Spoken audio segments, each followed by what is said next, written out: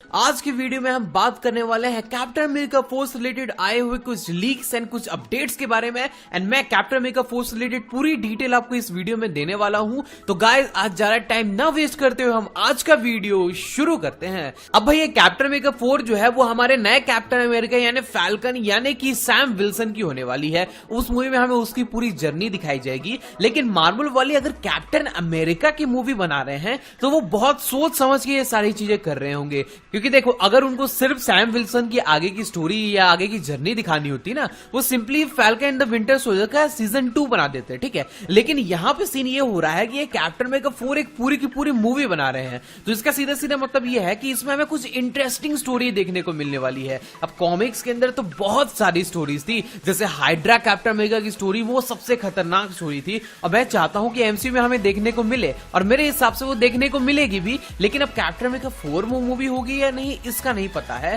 खैर अब जब से कैप्टन अमेरिका 4 कंफर्म हुई है उससे रिलेटेड कोई न्यूज नहीं आई थी। लेकिन हाल फिलहाल में एक न्यूज हमारे सामने ये आई है कि ज़ीमो जो है वो कैप्टन अमेरिका 4 में वापस आने वाला है, और इस बार वो हमें सुपर हीरोज की हेल्प करता हुआ नहीं दिखाई देगा। इस बार हमें उसका विलन वाला रूप अच्छे तरीके से देखने को मिलेगा, वही सेम रूप जो कि हमें कैप्टन अमेरिका सिविल वॉर में देखने को मिला था। और इस मूवी के अंदर में ज़ीमो जो है वो कैप्टन अमेरिका का मेंटल जिस बंदे ने ले रखा है उस बंदे को मारने की कोशिश करेगा। लेकिन ये बात मेरे को समझ में नहीं आ रही है कि ऐसा वो करेगा क्यों यार। मतलब अब देखो यहाँ पे तो उसने हेल्प करी फैल्कन और विंटर सोल्जर की, फैल्कन ने उसके साथ कुछ ऐसा बुरा किया नहीं है जिसकी वजह से वो उसको इतना ज्यादा हेट करने लगेगा। अब देखो अब आपको ये थोड़ी अजीब लग रही होगी बात, लेकिन इस चीज को उसी बंदे ने बोला है ना जिस बंदे ने हमें बताया था कि फैल्कन द विंटर सोल्जर की सीरीज आने वाली है, और वो भी मार्वल के ऑफिशियल अनाउंसमेंट से बहुत पहले उसने ये बात बता दी थी, और बाद में जाके वो सच भी हो गई थी। इसलिए हम इस बंदे की बात पे फोकस कर रहे हैं। तो ऐसा उसने क्यों कहा? हो सकता है कि हमें आने वाली कुछ सीरीज हैं उनमें हमें इस चीज को दिखाया जाए,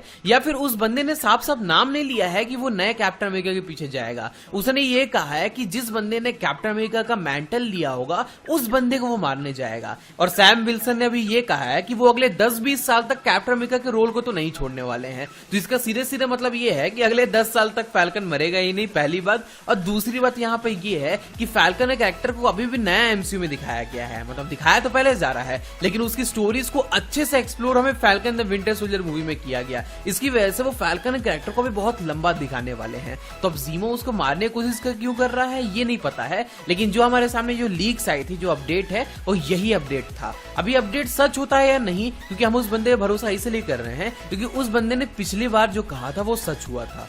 जरूरी नहीं है कि हर बार सच हो। खैर चलो छोड़ो। खैर अब हम बात करते हैं कैप्टन अमेरिका 4 में किस टाइप की स्टोरीज पे फोकस करेंगे। जैसा मैंने आपको बताया इसमें वो फोकस तो फैल्कन की ही स्टोरी पे करने वाले हैं। चलो ये बात तो समझ में आ गई, ठीक है। लेकिन हमें उसके साथ साथ और कैरेक्टर्स भी दिखाए जाएंगे। विंटर सोल्जर मेरे हिसाब से कंफर्म इस सीरीज में होगा, क्योंकि वो स्टार्टिंग से कैप्टन अमेरिका से कनेक्टेड रहा है। अभी फैल्कन द विंटर सोल्जर में भी कनेक्टेड था। तो विंटर सोल्जर यानी कि व्हाइट वुल्फ जो बंदा है वो इस मूवी में होने वाला है। उसके अलावा जॉन वॉकर यानी कि यूएस एजेंट, उसकी तो 100% कंफर्मेशन है।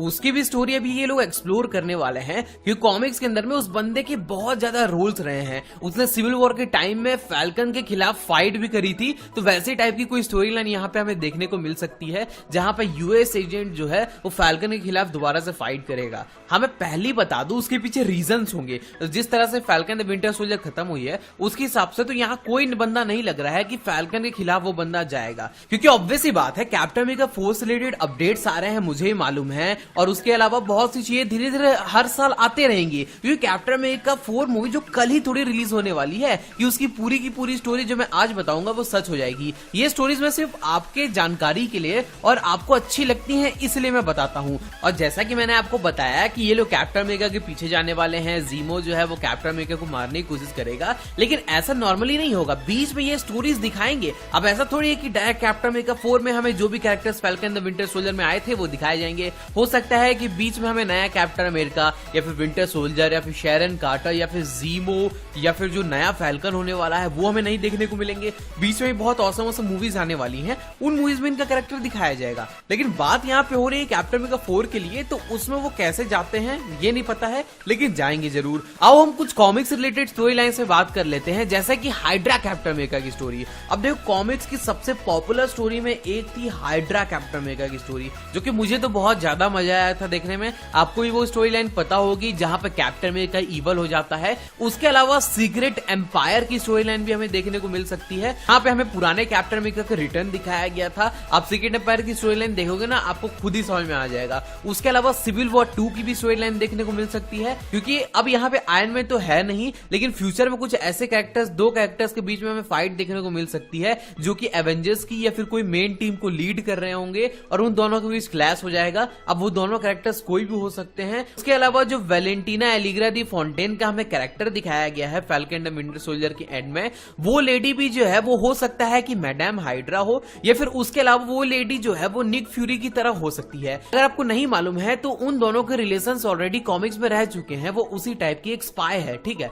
तो अब वैलेंटीना एलिग्रा डे फॉन्टेन जो है वो हमें देखने को मिल सकती है इस मूवी में, और हो सकता है कि वो इस मूवी तक थंडरबोल्ट्स की या फिर किसी एवेंजर्स की इवल टीम को लीड करे, क्योंकि जिस तरह से उसको दिखाया गया है ना, वैसे सेम तरह से हमें निक फ्यूरी को जो है वो पुरानी मूवीज में दिखाया गया था। तो हो सकता है यहाँ पे एक अपनी ही खुद की एक एवेंजर्स की टीम बना रही हो ये कैरेक्टर, जो कि डार्क एवेंजर्स की टीम होगी, बुरे काम नहीं करेगी लेकिन वो खुद की टीम होगी। तो यहाँ पे ऐसी पॉसिबिलिटी हो सकती है। उसके अलावा बहुत सारी स्टोरी लाइन्स है यार जिसमें हम फोकस कर सकते हैं।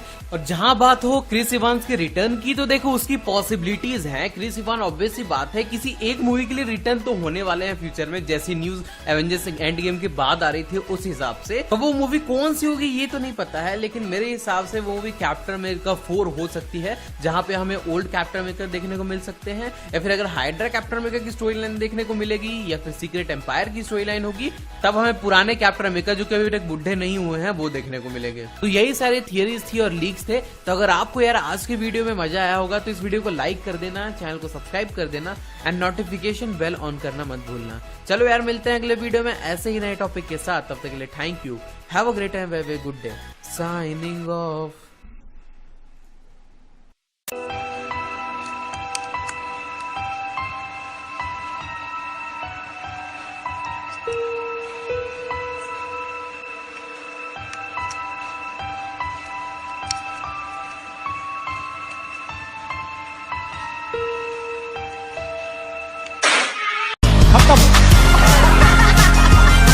Bye bye, tata, goodbye, गया।